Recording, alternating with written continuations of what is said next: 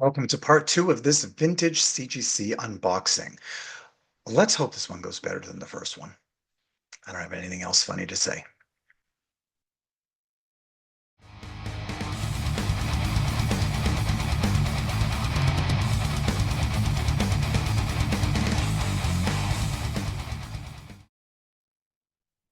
Hello, all you lovely viewers. Welcome to my channel.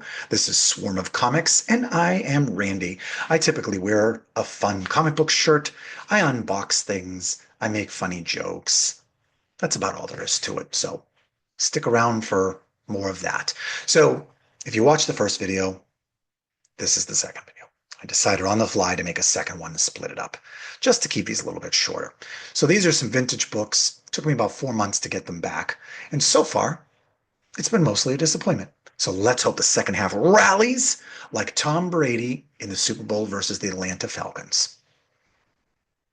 For you sports fans and Patriots fans. Do we like Tom Brady anymore? Or are we supposed to hate him? Because I don't know. He's a terrible announcer. I do know that. Let's dive right in. Let's dive right in. Stick around. Do I have any more catchphrases? Bad catchphrases? Okay. Doesn't look like a purple label of death, so that's a good thing. Right? No. Okay. Tales of Suspense. Low grade. Beat to crap, actually.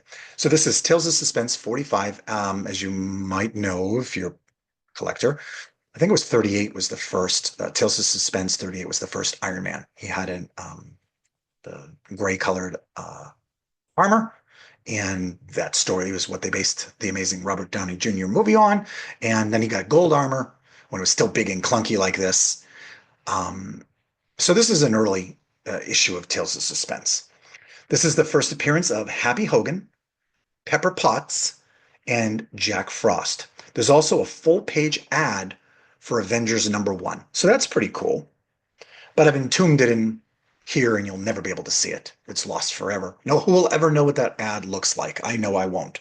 So ink on the cover from a stamp. This is rough. Maybe it's a 4. If this is a 4, I'll be happy. How about that? Again, I'm not good at guessing the grades.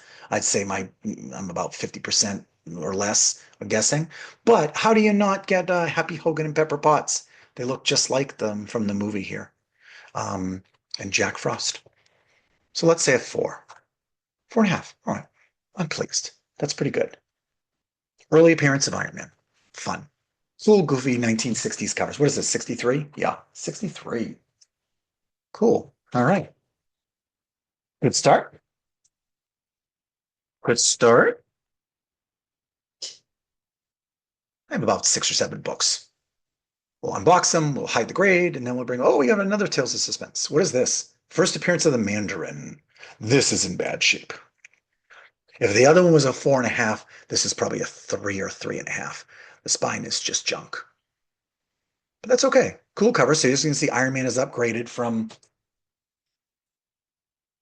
the big clunky gold outfit to this one. And I like this one that had the pointy fins on the mask. I thought that was a good look. So this is Tales of Suspense 50. Um, yeah. Tales of the Watcher backup story. So if you see the What If TV show, that's the Watcher. So let's see what it has. 5. Now come on. How is this better than the other one? So I'd have to look at grader's notes. There could be something I don't know about, but I mean, I'll take it. 4.5 and a 5 in these old Tales of Suspense. Iron Man. Doo-doo. What am I gonna have to do to the thumbnail? Am I gonna have to dress up like Iron Man? Don't make me dress up like Iron Man. I will do it. I will do it. Okay. Thank you guys for hanging out with me. Thank you for checking out my cool shirt. If you want to make something of it, hope you all know Justice League, this series from DeMatteis and Giffen back in the 1980s. I know my buddy Mike Mars appreciates this. Hello, Mike. Hopefully you're watching this video and you're doing well, my friend. And I hope you're all doing well. Thank you for all the comments in all my videos. Thank you for continuing to stick with me even if I'm inconsistent with videos. You know, got a lot going on. So you guys are pretty cool. I'm also want to tell you guys that I'm up here in my office. But this is, as I've said before, that's my wife's crafting desk. That has a printer in it and books. And I put some comic books up here, but I have a room that I'm doing, a space that I'm doing with a wall of comic books. The problem is when I turned all the lights on, I realized all I get is glare, kind of like this Iron Man right here. You can't see any of the books. I don't know how to light it properly. So I've been hesitant to move down to that room, but eventually you'll see me in a room with a better wall of comics behind me. It might look like I'm in a cave and everything has a glare, but that's what we're trying to work on. So maybe in the next video. Batman, Batman number 132 from 1960. So this is a Silver Age. It's in pretty good shape. Besides all the staining up here. They hate staining and moisture damage. So, yeah, and it even goes to the back, which means it's soaked through here. But that's okay. It's appropriate if there's moisture damage because they're underwater. Duh. So let's see if this comes in at a 4, 3.5. Yeah, yeah, I guess so. The sad part is that other than that moisture damage, if you guys could see how good the rest of this book is, they really beat me up on that one. But I'll show you the back. It's all moisture damage there. Hey, Mickey Mantle and Joe Louis on there from the Yankees, the boxing. So, old Silver Age Batman, 3.5. That was okay. It was worth getting graded. It's a Silver Age Batman. It's not going to get any younger. It's a cool cover, too. Suicide Squad. This is Suicide Squad when they were a military team, not, and this isn't the Brave and the Bold. So let's see what this is. Suicide Squad, last 10-cent issue. This is Brave and the Bold number 38. It's got a lot of spine ticks and they show up because of this black cover here. Some colors are more forgiving. Black is not forgiving. I loved this cover. As you can see, they're all shooting at a pterodactyl. Um, it says Master of the Dinosaurs, but a pterodactyl or a pterodon or a pteranodon, they're not. They're pterosaurs, not dinosaurs. So it's technically inaccurate, but you know what? It's fine. I don't really have a general idea of the grade on this. I didn't even pay a lot for it. I got it in a little auction, paid cheap money for it. I just thought it was kind of cool to have an old, earlier um, Suicide Squad, as it says, Task Force X. 5.5. It's pretty fair. I'll take that. Take that for a book from 61. I like it. Cool. Suicide Squad. I would say this batch so far has been pretty interesting. It's a lot of fives and all decent stuff. Out of all the vintage stuff, do I not have anything better? Is that all I have left? Did I already grade all the best stuff? Suicide, Brave and the Bold 38. Was that really anybody was asking for? Probably not. Batman 165. Who cares? Okay. Leading comics. Leading comics, as you can tell from this, as the Green Arrow and a bunch of cool heroes from DC back in the 1940s. This is 1943. Very old. The Seven Soldiers of Victory in leading comics. This was a superhero book for about 14 or 15 issues, and then it turned into who knows what else, romance or comedy or something like that. So it's a limited, and I even considered collecting all 15 issues just to kind of have a run of it. This is 8. Turns out they're really expensive and hard to get, so I gave up at issue 8. This is it. This is my whole collection. I have the run of number 8. But I did like this cover. It's in pretty beat up shape. So, but it's a Golden Age book 43, so they're a little more forgiving. So maybe this will get me a 4.5. See, I guessed it right. I guessed it right. I'll take that. Does anybody really know what leading comics is? No. It's not like it's, you know, Justice League or something like that, or Justice Society of America, but it's leading comics. And this is DC, a Superman publication, which is interesting. So there we go. My run of leading comics starts and ends at issue 8.